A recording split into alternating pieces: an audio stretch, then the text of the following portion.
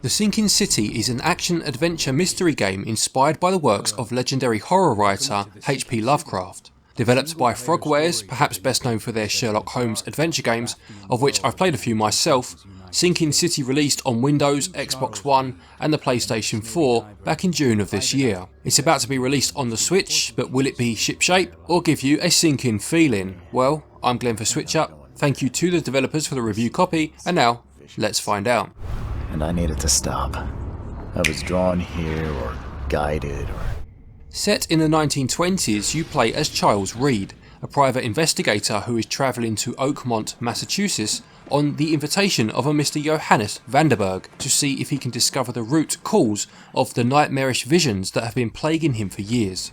Oakmont is a secluded fishing town, so remote that it is not marked on any map and only a few select people know of its whereabouts. 6 months prior, Oakmont was hit by a mysterious flood, submerging many of the streets underwater. As well as his own motives, Reed's talents as a private investigator are desired by a number of the local citizens, and so starts the adventure. Gameplay wise, The Sinking City is an open world game whereby you control your character from a third person perspective. Movement is handled with the left stick and the camera with the right stick. The default camera sensitivity was very low for my tastes and needed to be ramped right up to make it responsive enough, but it was fine after this. The story will lead you to certain individuals who will offer you a case to take on. As well as these main story cases, there will also be side quests that you can find and accept. Once at a crime scene, you will interview witnesses, choosing from a set of questions, and I liked how some of the options were lost to you once you had begun down a particular path of questioning. Similar games I've played in the past kept all questions available, meaning it didn't really matter which ones you chose, as you would ultimately ask them all anyway. You will also inspect the scene for evidence, interacting with it by pressing A and examining it by turning it with the left stick, much like you would in a point and click adventure game. As well as these more traditional investigative techniques, you have a number of supernatural tools at your disposal to aid you in solving the crime too. First up is your mind's eye sense, activated by pressing down on the D-pad. Whenever the edges of the screen begin to distort, you can use your mind's eye sense to potentially reveal images or illusions of the past. It can also reveal omens, which may then guide you to new evidence. Next is your retrocognition skill. This shows a vision of the crime once enough evidence has been inspected. From this point you can watch each reconstruction and then attempt to order the events to be able to better understand what took place. This works similarly to the crime scene mode in some of the Batman Arkham games. Piecing the vision together in the correct order reveals clues for your mind palace. From here you can pair clues together to begin to make deductions about what might have happened so far. The deductions that you make will influence how you ultimately solve the case. For example, you may deduce whether there was intent in a person's actions or not. This same game mechanic was used in some of Frogwares' later Sherlock Holmes adventure games. You will also need to utilise other resources available to you, such as the newspaper archives, to find additional information as the story goes on. The cases are all interesting, with twists and turns along the way. I enjoyed solving them and looked forward to seeing where the story would take me next. As well as solving cases, you will be traversing the town, and your map will come in handy when doing this. You can set a waypoint to follow and you will unlock the ability to fast travel fairly early on, activated via telephone boxes, remember those? Otherwise you will be getting around on foot or via boat due to the flooding in the town. When on foot, you can run by holding the ZR button. Navigation is made slightly more tricky by the need to use boats in tight areas. You can't just go as the crow flies towards a waypoint as you would in something like Assassin's Creed, and the lack of a minimap to show you all of the turns makes this more cumbersome than it needed to be. You have your compass bar at the top of the screen, but will need to dip in and out of your map screen frequently, which, coupled with boat controls that take some getting used to, could have been handled better.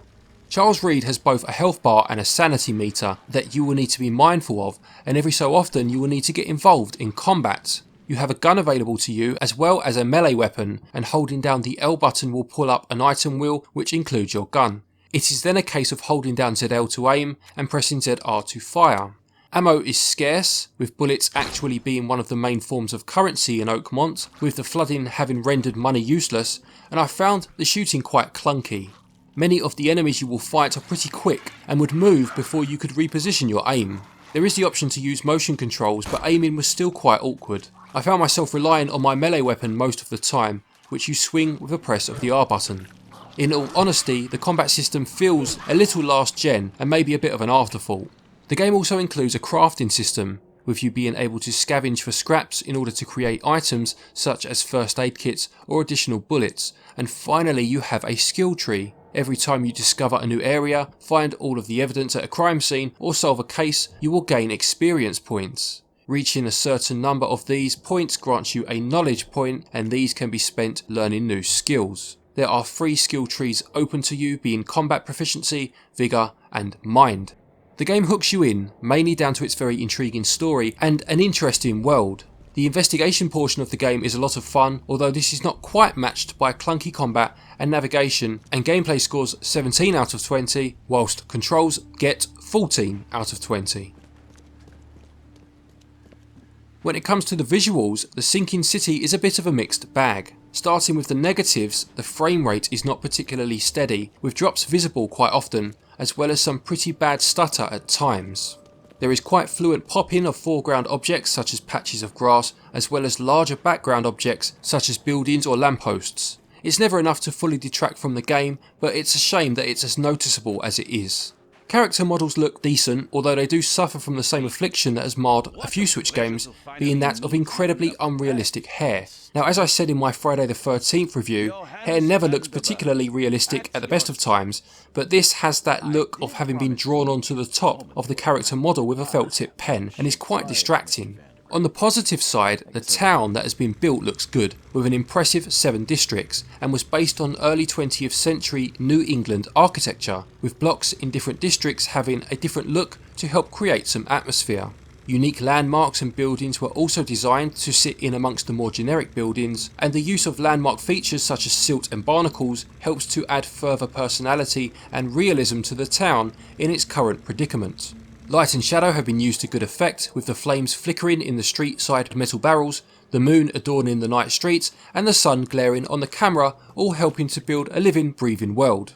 Audio wise, the game is fully voice acted as you would expect, and this acting is of a pretty good standard, as well as the main NPC characters that you will need to converse with in order to advance the story. The residents of Oakmont that you pass in the street usually have an offhand comment or two to say for themselves as well. The soundtrack is fairly low key, being used mainly as ambient sound, and is appropriately eerie, bearing in mind the subject matter. As with a few games I've played lately though, it never quite did enough. It was there, it was decent, it suited what was going on screen, but it never really enhanced it, which was a little disappointing.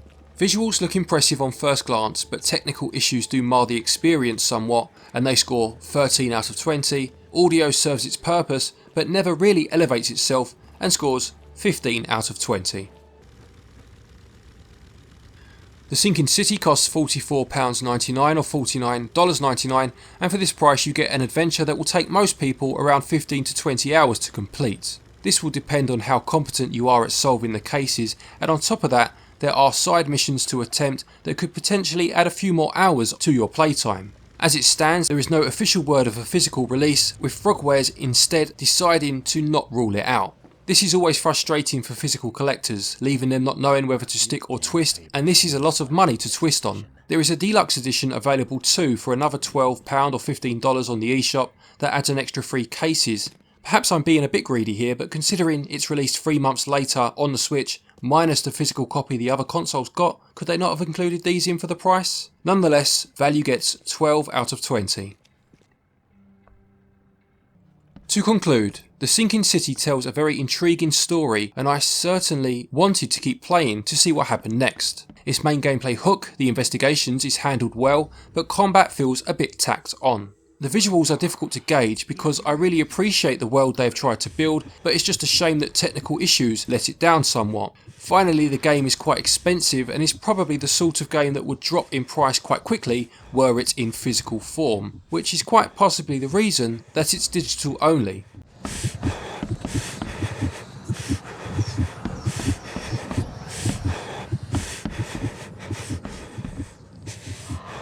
The Sinking City gets a SwitchUp score of 71%. Many thanks as always for watching. I hope you enjoyed this review. Please do remember to leave a like if you did. Is this a game that interests you? It's a very difficult one to score because the story is so good, but some of the mechanics let it down a little bit. Anyway, a quick thank you to our patrons as always for your continued support, and to each and every one of you for watching our videos. Take care, and until next time, happy gaming.